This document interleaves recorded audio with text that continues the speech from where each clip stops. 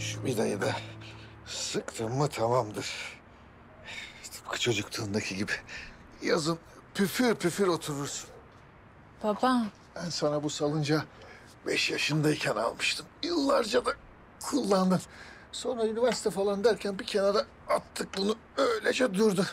Ama bak tekrardan ele aldım. Eskisi gibi güzel oldu. He? baba beni dinlemeyecek misin? Ha? Neden sürekli konuyu değiştiriyorsun? Bak ne kadar güzel. Otursana bir. Dene hadi. He? Ya sevinmen gereken yerde neden böyle gerildin ki? Anlamadım ben. Artık bir şey söyler misin? Dur şuradaki vidayı unutmuşuz sıkmayı. Vida kırılmış şurada. Baba, Isparta'ya gidelim ha? Şu miras işi neymiş ne değilmiş öğrenelim. Kızım.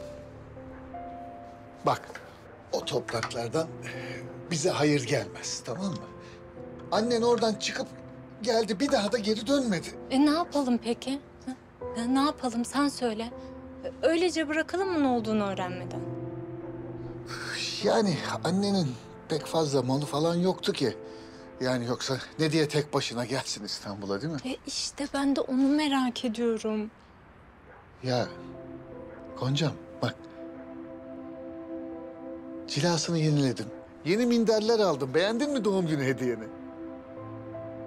Evet baba çok beğendim. Ama annemden miras kalmış diyorum sana. Duymuyor musun? Ya adamın biri arıyor. Ne yediği belirsiz birisi. Haberlerde görmüyor musun? Duymadın mı hiç ha? Telefonla arayıp herkesi kandırıyorlar. Tamam doğru söylüyorsun haklısın. Katılıyorum sana ama işin doğrusunu öğrenmenin tek yolu Isparta'ya gitmek. Ben gitmeni istemiyorum. Ama baba. Biliyorsun değil mi bugün haksız yere işten kovuldum.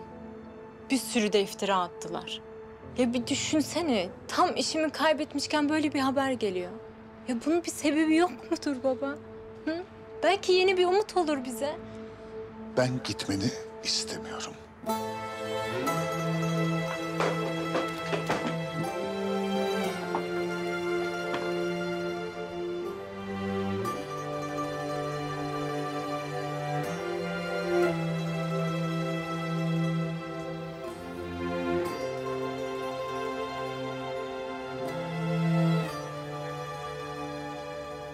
Hediyen için teşekkür ederim babacığım.